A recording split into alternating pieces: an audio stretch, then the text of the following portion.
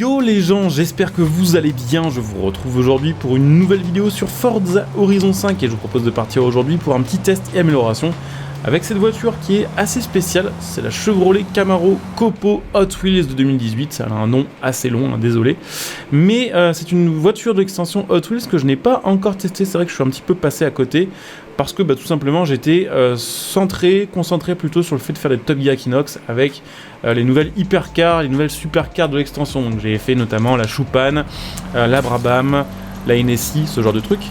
Et du coup cette voiture je l'ai un petit peu zappée parce qu'il y a eu aussi des petites news à côté sur d'autres jeux que j'ai voulu traiter en vidéo. Mais aujourd'hui on va rattraper le temps perdu et donc tester cette voiture avec et sans amélioration, histoire d'avoir un petit peu ce qu'on peut en faire et voir à quel point elle est fumée. Effectivement, tout le monde me dit que c'est une des meilleures voitures du jeu en termes d'accélération, qu'il faut absolument que je la teste. Donc ce sera chose faite avec la vidéo d'aujourd'hui que vous êtes actuellement en train de visionner. Donc effectivement, c'est une voiture de l'extension, ce qui veut dire les gars que si vous voulez la jouer, il faut avoir l'extension Hot Wheels. Heureusement, j'ai une petite astuce pour vous, un petit plan. Si vous êtes intéressé pour choper l'extension Hot Wheels à prix réduit, vous pouvez la voir via mon lien Instant Gaming sous cette vidéo et en plus de profiter de petits prix, ça vous permet de soutenir ma chaîne gratuitement par la même occasion. Donc pour vos prochains achats de jeux, de DLC, de cartes d'abonnement ou autres, n'hésitez pas à utiliser mon lien, ça me soutient et vous, ça vous fait profiter de petits prix. Sachez évidemment que vous pouvez aussi vous abonner à ma chaîne YouTube pour être notifié des prochaines vidéos que je ferai sur ce jeu, puisqu'évidemment quand il y aura des mises à jour d'annoncer, les prochains DLC et autres, j'en parlerai en vidéo. Donc si vous voulez vous tenir informé, voir un petit peu les prochains véhicules, pensez à bien vous abonner à ma chaîne YouTube. Donc voilà, je vous le disais, une voiture assez spéciale dans le sens où, donc déjà c'est une voiture d'extension Hot Wheels, c'est une voiture Hot Wheels qui n'est pas dans la marque Hot Wheels sur le jeu, elle est quand même dans la catégorie Chevrolet. Et surtout c'est, il me semble, si je dis pas de bêtises, la première vraie voiture de drag qu'on a sur Forza Horizon 5. Il me semble qu'actuellement c'est vraiment la seule à être équipée par exemple d'aussi grosses roues d'origine. Donc ça c'est des roues de drag, c'est des roues qui sont prévues pour optimiser l'accélération de la voiture, mais qui par contre vont nuire clairement à la tenue de route de la voiture. Et ça clairement ça se sent, la voiture est absolument dégueulasse en virage, elle freine pas bien, elle tourne très très mal. Mais voilà, c'est une des features de cette voiture spéciale drag. On a aussi donc évidemment l'aéro modifié avec un énorme capot. On a les deux barres à l'arrière qui sont les barres anti-wheeling. Donc en gros, sur les vraies voitures de drag, ce sont des barres qui sont installées à l'arrière de la voiture pour éviter que lors des grosses accélérations, la voiture se soulève et que on perde le train avant. Ce qui est quand même assez embêtant, même si c'est stylé à regarder. Et puis on a aussi, si je dis pas de bêtises, à l'arrière, dans l'espèce de petit truc noir qui dépasse la voiture, un parachute, il me semble que sur les voitures de drag aussi, pour aider les freins lors du freinage, il y a un parachute qui se déclenche lorsqu'on freine. Alors là évidemment sur le jeu ça ne marche pas, hein, c'est pas fonctionnel, mais ça aide en vrai à arrêter la voiture. Et heureusement qu'il y a ça parce que le freinage est absolument dégueulasse aussi sur cette voiture. Donc mauvaise tenue de route, mauvais freinage, mais 0 à 100 en 1 seconde 2, 420 km en vitesse de pointe et surtout 1100 chevaux sur le V8 5.7 litres compresseur pour 1400 kg. Tout ça en propulsion, mais vu qu'on est en pneu drag, on s'en fout, ça part directement niveau accélération. Et bon, j'avoue qu'elle est plutôt cool à conduire pour plusieurs raisons. Déjà évidemment pour l'accélération, pour le fait qu'elle est dans un délire un petit peu différent du reste des voitures qu'on a sur le jeu, mais aussi et surtout le son est très sympa. Je crois que c'est une des seules voitures du jeu actuellement à avoir ce son. Et en plus de ça, que ce soit à l'extérieur ou à l'intérieur, on a donc des petites features drag qui sont plutôt cool. On a donc toutes les petites retouches spéciales drag aussi à l'intérieur de la voiture, avec les jauges à d'autres endroits, les interrupteurs bonus. Et du coup, ouais, c'est vraiment une caisse de course en fait. Juste, bon, c'est pas une caisse de circuit en mode circuit avec des virages, c'est une caisse pour faire du drag, préparer drag. Et je trouve ça cool qu'on ait ce genre de petites choses sur le jeu. Voilà, ça change un peu effectivement des caisses habituelles de Forza Horizon 5. Alors ce qui est assez bizarre, c'est que la tenue de route à très haute vitesse c'est pas si dégueu, ça va encore. Par contre effectivement les virages serrés c'est mort quoi, et encore putain le freinage quoi, c'est un délire comme le freinage est vraiment mauvais. D'ailleurs je vous montrerai les stats, vous comprendrez pourquoi je ne fais pas sur le Top Gear Equinox. 5.3 en tenue de route en S1. Voilà, la tenue de route à 6.2, donc vraiment là entre 5.3 et 10 pour la tenue de route et l'accélération, on a quasiment du x2 entre les moins bonnes valeurs et les meilleures valeurs. C'est clairement une caisse ultra déséquilibrée, et même si elle est puissante et qu'elle est en S1 d'origine, ça sert vraiment à rien de faire un test avec une voiture comme ça sur le Top Gear Equinox. Elle a juste aucune chance de se qualifier, ne serait-ce que dans le top 50 des meilleures voitures du jeu sur circuit classique. En drag, à mon avis, c'est une autre histoire. Donc ce que je vous propose du coup, c'est d'aller regarder un petit peu les améliorations. Soit à part tout ce que je viens de vous dire, cette voiture, il n'y a pas tant de choses à dire que ça, parce que c'est pas vraiment une super caisse à mon avis pour la balade, parce que justement, vu qu'elle tourne pas très bien, c'est pas ce qu'il y a de plus agréable. C'est pas une super caisse pour faire de la course classique, c'est juste une super caisse pour faire du drag, et une fois qu'on l'a dit, une fois qu'on l'a compris, et vu que c'est assez rapide à tester et à comprendre, c'est pas forcément une voiture sur laquelle il y a vraiment des trucs de ouf à dire, et des détails qu'on remarque au fur et à mesure de la conduite. Donc ce que je vous propose sans plus attendre, c'est d'aller l'améliorer, la régler, la tester avec les améliorations pour voir un petit peu ce qu'on peut en faire. On fera probablement du coup une course drag avec, histoire de voir ce que ça peut donner contre des IA. Mais de toute façon, j'ai envie de dire, le drag contre des IA sur Forza Horizon 5, le gros souci, c'est que de toute façon, si le jeu décide que tout à coup, l'IA en difficulté élevée doit avoir un boost de puissance pour gagner, elle aura un boost de puissance que vous n'aurez pas. Donc voilà, à ce niveau-là, on n'y peut rien. Alors il y a des swaps qui sont intéressants et qui permettront peut-être là aussi d'améliorer un petit peu l'accélération encore, notamment moi je vois le V8 Biturbo 7 litres 4, là, qui est le V8 de Monster Truck Hot Wheels. On a la possibilité aussi de les mettre en 4 roues motrices, ça c'est vraiment aussi à tester pour l'accélération. On va voir un petit peu ce qu'on en fait de cette voiture-là. Déjà on va regarder avec l'amélioration de base du moteur, combien ça nous sort niveau puissance. On a 1465 chevaux. Alors effectivement vous pourrez voir que le 0 à 100 de mon côté il est un peu plus élevé que ce que je vous disais tout à l'heure. Je vous disais qu'elle le faisait en 1 seconde 2, moi elle le fait en 1 seconde 4. C'est tout simplement que j'ai réglé la boîte pour avoir un peu plus de Vmax, pour dépasser les 420. Et que du coup forcément, vu que c'est une caisse qui a 3 rapports vraiment en mode à l'ancienne américaine, c'est pas bien optimisé tout simplement, voilà, pour avoir l'accélération. Alors là c'est pareil, il faudra voir ce que ça donne. Est-ce que c'est vraiment intéressant de mettre une boîte 6 ou est-ce qu'il vaut mieux laisser la boîte 3 de drag? On verra. On a quoi comme gomme? Donc de base des gommes drag, je vous le disais, mais on a la possibilité de passer des semi-slicks ou même des slicks, et qui pour le coup ont une moins bonne qualité que les pneus drag de base. Donc on va pas se faire chier, on va laisser les pneus drag. Je sais même pas si ça change la tenue de route. Même en gomme slick apparemment on n'a pas une meilleure tenue de route, donc bon, c'est pas hyper intéressant. 0707.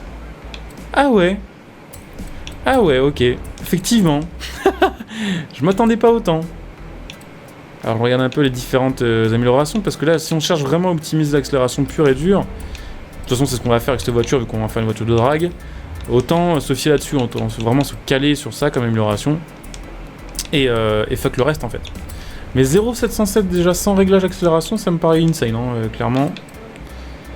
Je regarde un peu le petit curseur. Ah, alors, intéressant.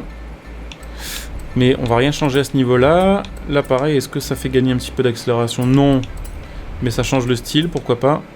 À l'arrière, ça change rien du tout. Alors, le 0 à 160 qui est passé de... C'est quoi ce bordel? 0 à 60, 10 secondes. Il y a un bug. Il y a un bug dans la matrice. Il y a un bug dans la matrice. Ou alors, quand on met les roues larges... Oh, ce vieux bug, à mon avis, c'est un vieux bug de physique. Ok, on va laisser ça comme ça. Je regarde un peu... Alors ça, si on fait ça, on a un meilleur 0 à 100 pour... Enfin non, on a un moins bon 0 à 100, mais une meilleure accélération quand même largement pour au-dessus des 100 km/h. Donc à voir, on va peut-être le mettre pour l'instant.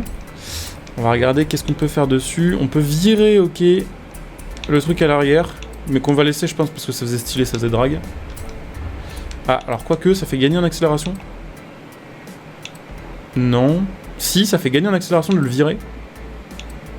Bon, ok, alors je pense que les menus des réglages, malheureusement, ils bug un peu. Ça, c'est vraiment un petit truc emmerdant sur Forza Horizon 5, mais c'est vrai que des fois, on règle une voiture et on s'aperçoit que les valeurs sont absolument incohérentes.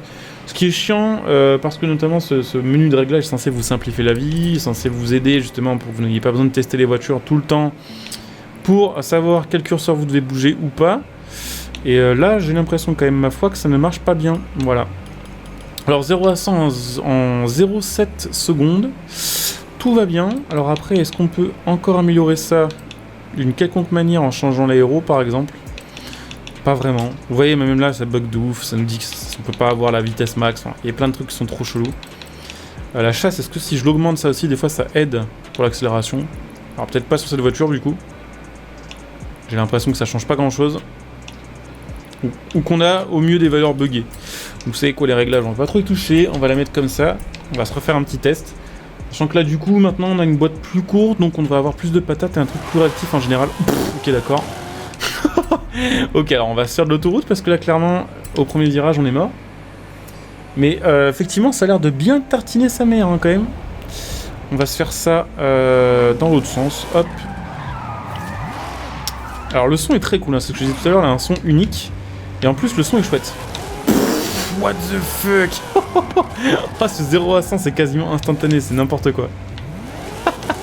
Ouais, effectivement, là je pense que niveau drag, sur les petites distances, il n'y a pas mieux que cette voiture. Alors après, peut-être qu'à haute vitesse, on n'a pas une si bonne accélération. Peut-être qu'on se fait un petit peu laver le cul par d'autres bagnoles. Notamment par la NSI Venom F5 par exemple, ou la Yesco, ou je sais pas, la Mosler. Enfin, quoi qu'elle tartine quand même, hein. Elle accélère quand même sacrément fort. Par contre, on a littéralement zéro appui, hein. La voiture est abjecte à conduire niveau maniabilité. Et puis on n'a pas une si grosse max, mais ça c'est vraiment parce qu'on a une voiture en forme de brique en fait, hein, il faut le dire. Mais ouais, bon, voilà, hein, clairement, encore une fois, je vous le disais, il n'y a pas grand chose à dire de plus que ça. La voiture a une accélération de full 0 à 200. Ensuite, on a une tenue de route qui est éclatée, on a un freinage qui est toujours éclaté, et on a une VMAX qui est vraiment pas dans le top du jeu. Mais par contre, l'accélération, le 0 à 100 en 0,7 secondes, il n'y a vraiment pas beaucoup de bagnoles qui le font. Alors effectivement, avec quelques réglages, il y a d'autres caisses qui peuvent s'en approcher. Mais un truc aussi direct là avec les pneus drag, je crois que c'est la première fois sur le jeu que je vois ça. Hein. Regardez-moi ce truc quoi. On n'a même pas le temps de lire le compteur qu'on est à 100 km/h. On démarre, on est à 100 km/h, c'est n'importe quoi. On va quand même aller tester avec un swap parce que du coup, on peut avoir plus de puissance. Là on a 1400 chevaux, mais on peut avoir plus. On peut avoir 1750. Et le mieux, ou le pire, je sais pas, c'est qu'on restera du coup en V8. Alors on va passer d'un V8 compressé à un V8 biturbo. Mais c'est plus ou moins, on va dire, la même famille, parce qu'on reste voilà, sur un V8, surtout on reste sur un V8 qui vient d'une voiture Hot Wheels, parce qu'il me semble, si je dis pas de bêtises, que c'est le V8 du Monster Truck Bone Shaker Hot Wheels, qu'on a l'opportunité de conduire dans certaines missions. Alors vous voyez, les stats sont un peu bizarres, je me pose la question, est-ce que en 4 roues motrices c'est vraiment intéressant? Apparemment 4 roues motrices ça n'aide pas, voire c'est plutôt contre-productif. Donc je sais pas si ça va débugger quelque chose au niveau du menu de réglage. J'ai l'impression que 0,7 en fait, enfin c'est vraiment une valeur buggée en fait, 0,718. De là qu'on change quelque chose ou pas au niveau de l'aéro, ça change rien. Alors que ça devrait, c'est ça le truc. Clairement. Alors après par contre, compte tenu de ça, est-ce que si je le bouge, on regagne en accélération? Ah, alors attendez, c'est nouveau. Ok, alors là on optimise un petit peu, il va falloir rechecker tous les paramètres, ça veut dire, avec les 4 roues motrices? Ouais, 0,696. Donc la valeur n'est pas buggée, juste c'est chelou en fait. La voiture est vraiment bizarre. Alors après on a quand même d'autres choses à améliorer encore. Bah non en fait pas du tout puisqu'on l'a laissé en propulsion. Pour le coup en fait sur une voiture comme ça, les 4 roues motrices sont pas très intéressantes. Les 4 roues motrices vous servent notamment à garder de la motricité. Justement lorsque vous avez une voiture qui est trop puissante, ça peut être intéressant. Voilà de mettre les 4 roues motrices plutôt que de rester en propulsion. Mais ça c'est si vous faites en fait autre chose que du drag. Si vous faites du drag et que vous avez les bons pneus pour faire du drag, autant ne pas se faire chier et laisser la config de base en fait. Ça marchera tout aussi bien, voire même mieux. Alors par contre j'aimerais bien qu'on me rende le petit bout de seconde qui est parti là. Apparemment on a perdu... on va faire quoi? On va faire annuler en fait. 0,696, ok. Et donc si je veux gagner un point de Vmax, par contre il va falloir un peu gruger sur les autres rapports. Vraiment, c'est clair que là niveau accélération, en plus je pense que j'ai pas forcément un réglage super opti. Je pense qu'il y a moyen de faire mieux. Alors par contre c'est bizarre ça, on a les 100 km/h, on les atteint en 3ème vitesse. Qu'est-ce que c'est que cette magie là, un peu chelou? Ok, bah effectivement, d'après la courbe. Comment on va tester ça? Parce que je suis en train de me dire un drag, est-ce que ça va vraiment avoir un intérêt au final? Parce que cette voiture là... Enfin du drag en fait sur le jeu, il n'y en a pas des masses. On va se faire un essai juste comme ça pour le lol. Ouais, c'est toujours aussi con à conduire. Ah, par contre, je vais tester un truc. En quel rapport on a nos 100 km/h? On les a en secondes? On les a en secondes. Ok, donc techniquement, si on veut gagner un petit peu encore en accélération, autant mettre une seconde plus courte, non? J'ai l'impression. Enfin, en fait, ça dépend. Voilà, ça dépend si notre but c'est d'avoir un bon 0 à 100 ou un bon 0 à 300. Mais on va se faire un petit test. On va se faire un test sur la route là, qui est ici. On va se lancer un drag contre des IA. Je crois que je joue en pro actuellement, donc on n'aura pas les pires IA, mais on aura déjà un niveau un peu vénère. Et puis après, de toute façon, ce sera plus ou moins la fin de la vidéo. Je pense évidemment qu'avec un bon réglage, vraiment fait pour. On peut encore être mieux que ça niveau accélération. Je regarderai peut-être dans les réglages si on trouve quelque chose d'encore plus fumé. Mais quoi qu'il en soit, au bout d'un moment, de toute façon, ça devient ridicule en fait. On passe de 0,707 à 0,696. On gagne 11 millisecondes. Est-ce que vraiment ça va se voir sur un chrono ? Sur Forza Horizon 5, je suis pas sûr que ça change des masses. Voilà, entre les lags, entre la physique du jeu qui est pas toujours hyper réactive et tout ce qui a changé, je suis pas sûr que ce soit vraiment beaucoup plus rapide que d'autres bagnoles sur le jeu. Mais en tout cas, le démarrage il est insane, ça c'est clair, et on va se tester ça en drag contre d'autres voitures. Normalement, le démarrage on les fume. Le démarrage on peut pas perdre. Voilà, ça c'est clair, il n'y a pas photo. Au démarrage, ils ne peuvent rien faire. Et j'ai envie de dire même après en fait, apparemment. Oh, c'est vrai qu'elle a quand même une sacrée patate, hein, celle-ci. Avec ce moteur-là, les 400, on les a vraiment rapidement. Par contre, c'est là encore une fois qu'on voit que la physique du jeu elle est quand même random et qu'on voit bien que les IA des fois ils sont avantagés. On voyait à la fin limite le Ford Transit qui m'a rattrapé alors que le Ford Transit n'a pas de VMAX en fait sur le jeu. Alors je vais regarder avant de couper cette vidéo et d'en tourner une autre pour la semaine qui arrive. On va regarder si dans les réglages conseillés on trouve un réglage particulièrement bien noté par exemple qui permettrait d'avoir une meilleure accélération. Alors voyons voir. On va mettre ça en mot-clé. Il n'y a pas accélération avec que vitesse de pointe. C'est con ça. Alors on va rien mettre en fait. On va rien mettre, on va voir Insane 0,60 drag.